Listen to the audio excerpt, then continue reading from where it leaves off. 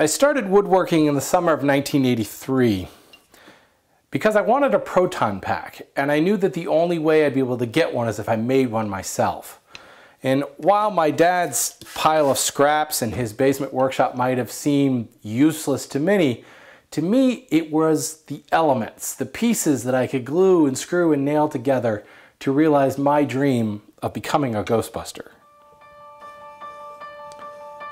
But I forgot about woodworking for a long while after that. The only time I picked up a tool was in building sets in my theater geek days. You see, none of my schools had a shop class, so there was no catalyst to drive me back into woodworking. And it wasn't until I bought my first house after college, and suddenly I had this enormous to-do list of home improvement projects, that I began to look back into woodworking and start to examine it. And boy, did I pick up woodworking again in earnest. I took to it like a duck to water. It was like something had been missing from my life all these years.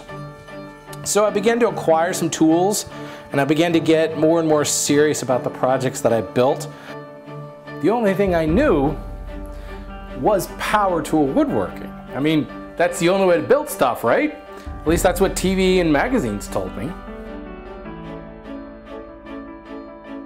My hand tool Waterloo, if you will, came one late winter when I visited Colonial Williamsburg in Williamsburg, Virginia. I remember being absolutely fascinated that these tradesmen could build stuff without using any power, just their hands. At that point, I began an entirely new journey and was hooked on discovering how to use hand tools. So I got a few hand tools over the next 6 to 8 months. Nothing real fancy, just a plane, a back saw, a couple of chisels. Then on a dark and stormy night, the power was knocked out in the house, and my wife and I were scrambling around trying to find batteries for the flashlight. We kept finding single batteries stashed in weird places. Well, the next day, power was still out. I went down in the shop and I thought I should build a box to keep all of our batteries in.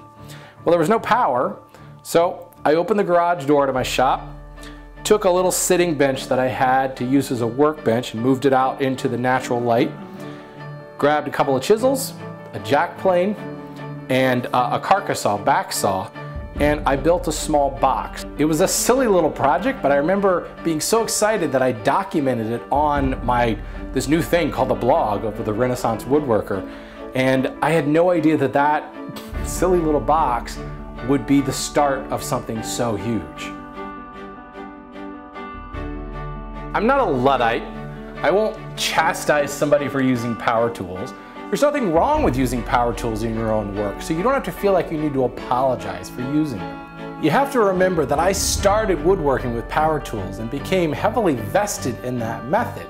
So I can definitely understand, and more importantly, I can relate to the revelation that comes from moving your work towards hand tools.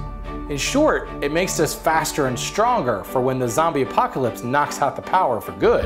The hand tool school is the realization of this philosophy, where building fundamental hand tool skills will liberate us as woodworkers and allow us to build anything we can imagine.